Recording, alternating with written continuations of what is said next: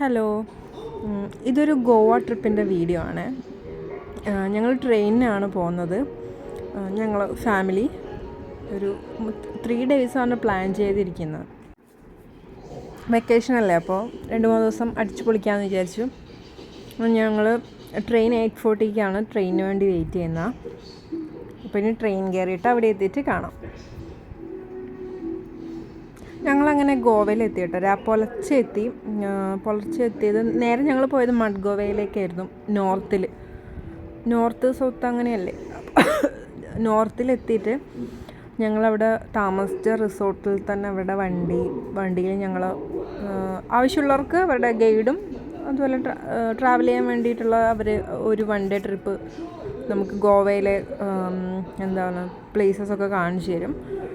ഞങ്ങൾ ആദ്യം ഉണ്ടായിരുന്നത് ഫുഡ് കോർട്ട് എന്ന് പറഞ്ഞിട്ടുള്ള ഒരു സ്ഥലത്ത്, FOOT എന്ന് പറഞ്ഞിട്ട്. അവിടെ പിള്ളേർക്ക് എൻജോയ് ചെയ്യാനായിട്ടൊന്നും വലിയ സംഭവങ്ങളൊന്നുമില്ല. പക്ഷെ നമുക്ക് ഗോവയുടെ ഒരു കൾച്ചർ അങ്ങനെ കുറച്ച് കാര്യങ്ങളാണ്. അപ്പോൾ ഒരു ദിവസം ഞങ്ങൾ അവിടെ ഉണ്ടായിരുന്നത്. അപ്പോൾ അതാണ് ഈ കാണുന്നതൊക്കെ.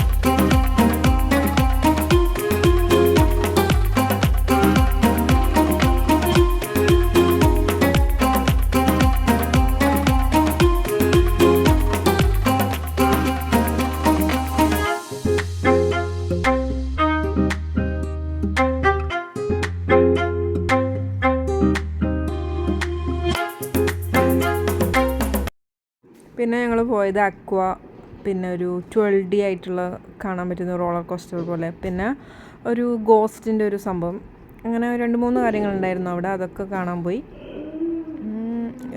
വലിയൊരു സംഭവമൊന്നുമല്ല, പക്ഷെ കുഴപ്പമില്ലാണ്ട് നമുക്ക് പിള്ളേർക്ക് ഇതൊക്കെ ഇഷ്ടപ്പെട്ടു. അക്വ അതുപോലെ തന്നെ റോളർ കോസ്റ്റർ, 12D റോളർ കോസ്റ്ററൊക്കെ ഇഷ്ടപ്പെട്ടു.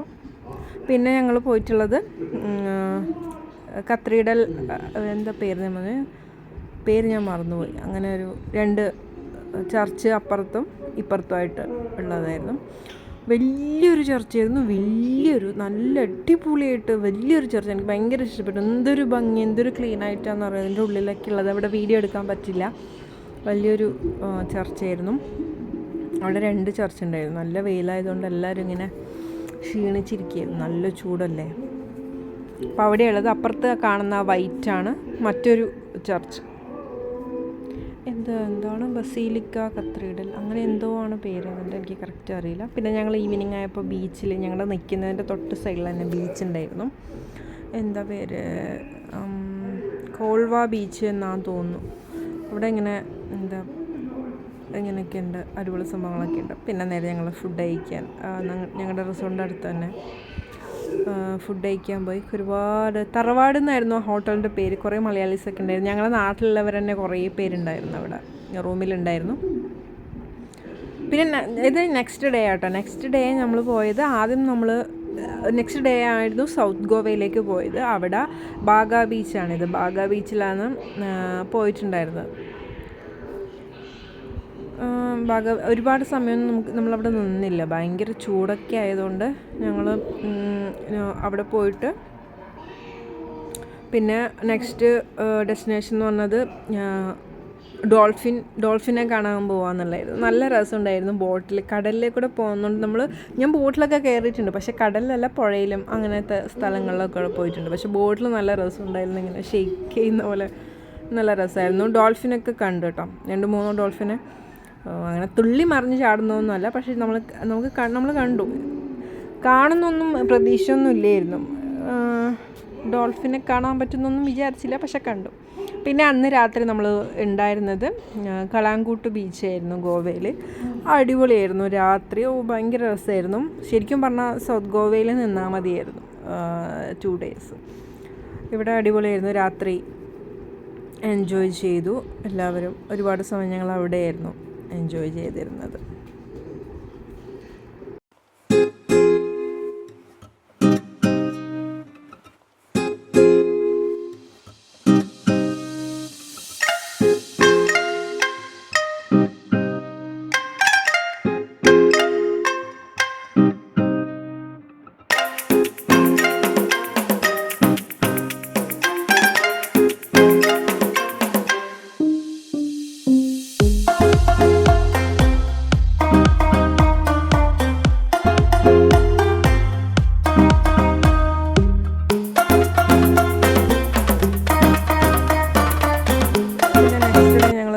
കലാങ്കുട്ട് ബീച്ചിൽ തന്നെയായിരുന്നു ഉണ്ടായിരുന്നത്. അവിടെ ജസ്റ്റ് റിലാക്സ് ചെയ്തു. അങ്ങനെ അവിടെ നിന്ന് വേറെ ട്രിപ്പൊന്നും പോയിട്ടൊന്നുമില്ല.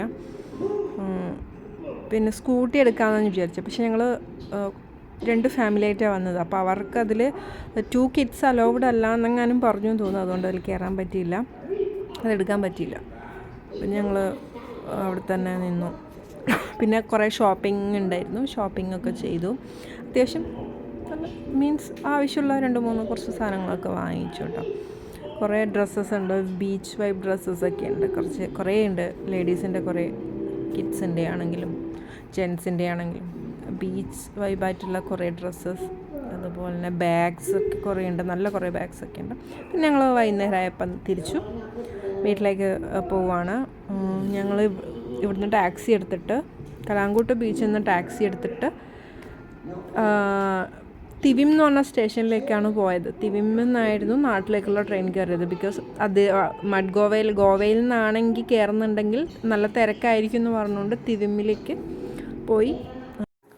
തിവിമ്മിന്ന് കയറിയത് കൊണ്ട് ഞങ്ങൾക്ക് സീറ്റ് കിട്ടി.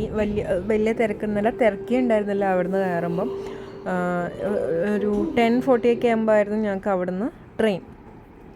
മഡ്ഗോവയിൽ എത്തിയപ്പോൾ നല്ല തിരക്കായിരുന്നു.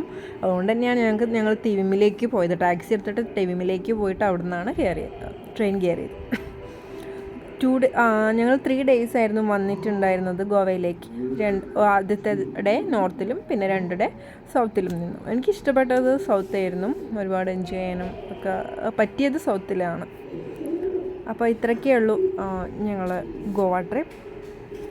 ബൈ.